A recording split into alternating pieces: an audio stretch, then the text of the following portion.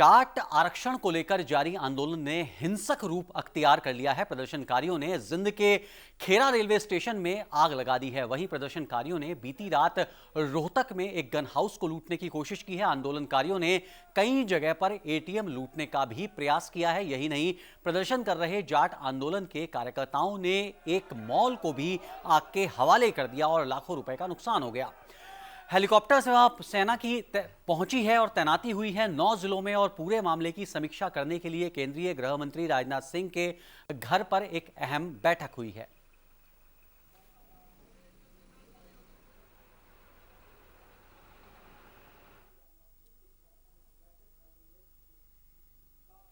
हरियाणा के रोहतक में आरक्षण की मांग को लेकर जारी जाट समुदाय के आंदोलन ने हिंसक रूप अख्तियार कर लिया है। हरियाणा के पुलिस महानिदेशक ने स्थिति बिगड़ने पर 9 जिलों में सेना बुला ली है और सेना रोहतक, सोनीपत, झज्जर, भिवानी, कैथल, जींद, पानीपत और हिसार जिले में तैनात की गई है। रोहतक और भिवानी में अभी फिलहाल कर्फ्यू लगाया गया है क्योंकि यहां स्थिति बहुत ज्यादा खराब हो चुकी थी।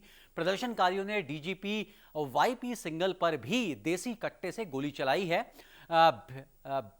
भीड़ ने डीएसपी को बंधक बना लिया था और डीआईजी की गाड़ी पर भी पथराव किया था। बाद में पुलिस ने अपने बचाव में गोली चलाई जिसमें 3 प्रदर्शनकारियों की मौके पर ही मौत हो गई। प्रदर्शनकारियों ने बीएसएफ पर फायरिंग की है। जवाबी फायरिंग में प्रदर्शनकारियों की मौत हुई है।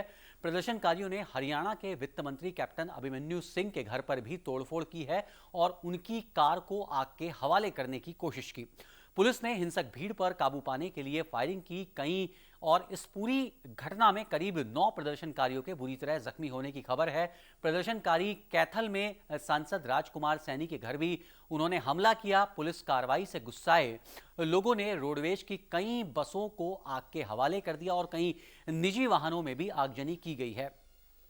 भीड़ ने करीब 15 कारों, 3 बसों और पुलिस की एक जीप को आग के हवाले कर दिया। दूसरी ओर प्रदर्शन में शामिल छात्रों का आरोप है कि पुलिस हॉस्टल में घुसकर उन्हें पीट रही है।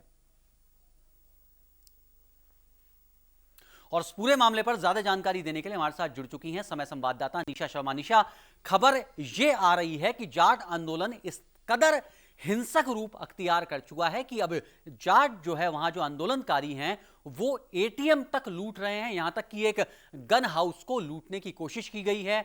बीएसएफ पर फायरिंग कर दी, डीजीपी पर फायरिंग, डीएसपी पर फायरिंग की गई है।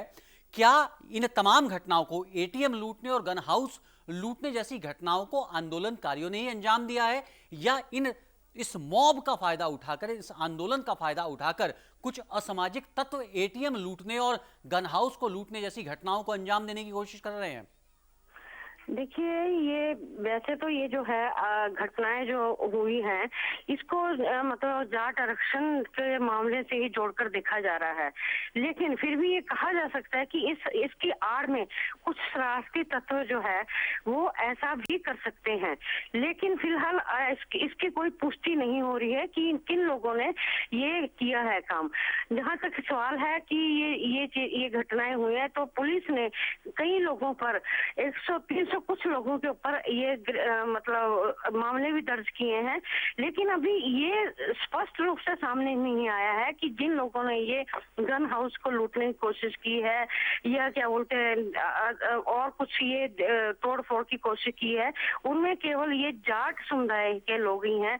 लेकिन कुछ लोगों से मेरी बात हुई है, वो उनका ये मानना है कि हम जो है ये ऐसी घटनाएं जो जाट नेता हैं, जो कुछ खाप के नेता हैं, वो भी उनसे मेरी जो बात हुई है वो ये कहते हैं कि इनमें कुछ शरारती तत्व भी इस आंदोलन के आड़ लेकर ये सब कुछ कर रहे हैं।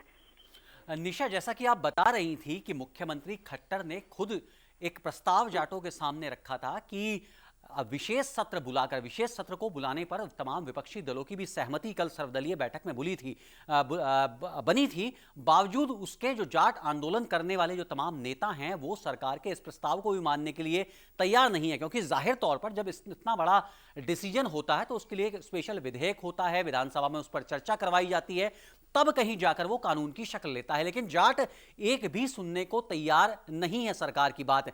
क्या इसके पीछे किसी राजनीतिक षड्यंत्र का होने से इनकार किया जा सकता है कि इसके पीछे कोई राजनीतिक षड्यंत्र है? देखिए, कहने को तो ये एक दूसरे पर आरोप राजनीतिक पार्टियां जो विपक्ष है वो लगा ही रहे हैं। जैसे कि भाजपा भी खुद इसको इसके पीछे कांग्रेस का हाथ बता रही है कि ये जो कुछ शरारती तत्व हैं वो ये भी कह रही। मुख्यमंत्री खट्टर ने भी कल सीधे सीधे पत्रकार वार्ता में ये कहा कि कुछ शरारती तत्व ये सब कर रहे हैं। जब उनसे ये पूछा गया कि कौन है शरारती तत्व, तो उन्होंने कहा कि आपको कुछ जो राजनीतिक पार्टियां भी इसके पीछे का हाथ हो सकता है। उन्होंने कहा कि जरूर हो सकता है, क्योंकि हुड्डा जो पूर्व मुख्यमंत्री हुड्डा कांग्रेस की सरकार थी तब इसको लेकर आरक्षण को लेकर कुछ फैसले किए गए थे, जो कि बाद में जो केंद्र में ओबीसी का जो मामला उठा था तो सुप्रीम कोर्ट में रद्द किया गया था। उसके बाद यहाँ पर हाई कोर्ट में भी उसको लेकर क्या बोलते ये रद्द किया गया था। लेकिन मुख्यमंत्री ये मनोहर लाल खट्टर जी का कहना है कि ये सब इतना वाजिब नहीं है कि आसानी से ये ओबीसी में मतलब ये इनको सीधा सीधा आरक्षण दिया जाए। इसलिए ही हम पहले विधेयक लेकर आएंगे, उस पर चर्चा कराई जाएगी। निशा, आप बनी रहिए हमारे साथ, आप बनी रहिए हमारे साथ। इस बीच हम आपको बता दें कि जिन से संवाददाता दिलशाद अहलावत भी हमारे साथ जुड़ गए हैं। दिलशाद, आपसे जानना चाहेंगे इस वक्त जींद में कैसे हालात बने हुए हैं?